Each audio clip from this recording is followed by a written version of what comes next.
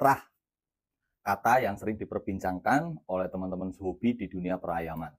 Tapi sayangnya, masih banyak sekali teman-teman sehobi yang gagal paham tentang artian trah.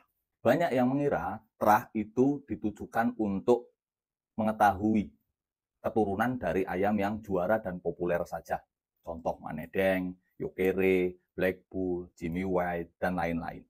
Banyak juga yang belum memahami tentang ilmu yang harus dipelajari dari kata trah yang dimaksud.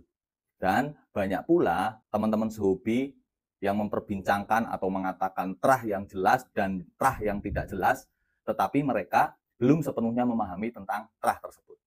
Nah, di video kali ini saya coba akan definisikan tentang trah, walaupun sebetulnya 1 tahun yang lalu sudah saya buatkan konten tentang trah, tapi mungkin karena zaman dulu belum terbiasa membuat konten, belum terbiasa ngomong di depan kamera, jadi terlalu berbelit-belit.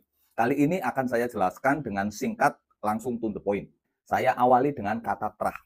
Teman-teman harus tahu dulu artian kata trah. Trah dalam Kamus Besar Bahasa Indonesia itu berarti keturunan atau silsilah. Jadi, kata yang digunakan untuk agar supaya kita mengetahui dari keturunan mana kita berasal, untuk mengetahui silsilah keluarga kita, begitupun pada dunia ayam. Ya. Jadi, kata trah digunakan untuk mengetahui dari mana keturunan ayam ini, dari mana silsilah ayam ini. Kata trah sama saja dengan keturunan, sama saja dengan silsilah, sama saja dengan bloodline atau BL, ya, sama saja dengan garis darah atau garis keturunan. Jadi, poin pertama yang bisa kita simpulkan, tidak hanya ayam-ayam yang juara, tidak hanya ayam-ayam populer saja yang bisa menggunakan kata trah. Ayam dari pasar pun boleh, ya, boleh.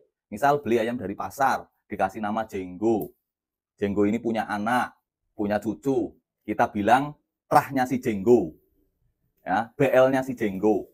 Boleh-boleh aja, ya, nggak ada masalah sama sekali. Karena kata trah di sini dimaksudkan agar supaya kita mengetahui silsilah atau dari keturunan mana ayam tersebut, ya, atau dari bloodline mana, gitu ya. Nah, ini poin atau kesimpulan yang pertama. Jadi tidak hanya ayam-ayam yang populer, tidak hanya ayam-ayam yang juara, ya. Ayam yang tidak juara pun boleh menggunakan kata trah, boleh menggunakan kata BL, boleh menggunakan silsilah dan lain-lain, gitu ya. Nah, lalu bagaimana tentang kata trah yang jelas dan trah yang tidak jelas? Ini banyak sekali para penghobi pemula yang menafsirkan trah yang jelas itu adalah keturunan dari ayam juara yang populer. Kalau bukan dari keturunan ayam juara, bukan keturunan dari ayam populer, bukan keturunan ayam import, diartikan trah yang tidak jelas.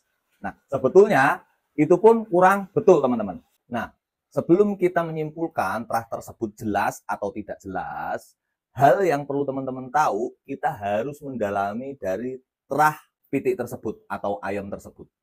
Ya, mendalami, bukan hanya sekedar keturunan ayam juara, keturunan ayam populer, enggak. Jauh daripada itu. Ya.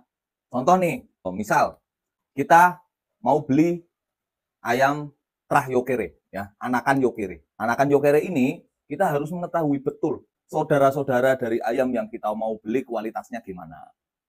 Ya. Dari segi mentalitas keturunan ayam tersebut gimana, bagus merata atau tidak. Ya. Silsilah lebih jauhnya, contohnya kakeknya. Misal, bapaknya Yokere namanya Kaulan. Mentalitas Kaulan gimana? Derajat Kaulan gimana? Hokinya bagus apa enggak? Derajat menangnya tinggi apa enggak? Wibawa ayamnya tinggi apa enggak? Genotipnya itu menurun secara merata apa tidak? Fenotipnya menurun secara merata dan bagus apa enggak? Itu contoh, ya. Nah, kita harus memahami betul sampai mendetail sebegitunya. Nah, agar supaya kita nanti lebih yakin. Kalau memang kita menggali informasi sedetail mungkin dan ternyata bagus dan ternyata rekomen, kita bisa simpulkan ayam tersebut memiliki trah yang memang benar-benar jelas. Gitu ya. Nah, kalau kita sudah mendalami, kita sudah mempelajari secara mendetail, baru bisa kita simpulkan trah tersebut jelas atau tidak. Bukan hanya sekedar ayam ini anak Yokere kok trahnya jelas. Enggak juga. Ya, karena dalam memilih materi ketika kita beternak itu juga enggak sembarangan. Tidak hanya dari trah, dari karakter pola ayamnya pun harus memenuhi syarat. Dari visi ayamnya pun harus memenuhi syarat. Gitu ya. Walaupun anak yo kere kalau tulangannya tipis dijadikan pacek nanti ya kurang bagus. Walaupun anak yo kere kalau pola mainnya jelek, walaupun kakeknya pola mainnya bagus, ya kita juga akan bimbang. Ya, kita masih gambling. Tapi kalau pola mainnya bagus seperti yo kere, kita akan lebih yakin dan kemungkinan untuk keberhasilan itu juga akan tinggi. Gitu ya. Nah, namun nggak cuma untuk breeding aja teman-teman. Untuk bekal kita main di arena pun, kita juga wajib mendalami tentang trah yang akan kita turunkan di arena tersebut. Kalau misalnya ayam yang akan kita turunkan di arena, trahnya itu tidak jelas, dalam hati pun kita akan kurang yakin, walaupun kualitas ayamnya itu bagus. Ya, banyak terjadi ayam unggul lari sendiri. Itu kenapa? Karena kita tidak dibekali dengan informasi dari trah ayam tersebut secara terperinci. Wah, pantes ayamnya bleset lari sendiri. Karena bapaknya pun dulu begitu, lawannya udah montong malah ditinggal lari. Nah, akhirnya kita mengetahui setelah terjadi. Jangan sampai begitu ya. Makanya, walaupun mau ke arena, kita pun harus wajib tahu tentang yang namanya trah. Oke ya, mudah-mudahan video ini bisa bermanfaat dan mudah dipahami oleh teman-teman semua. Salam satu hobi, satu Nusantara, Putra Serayu Breeding Farm.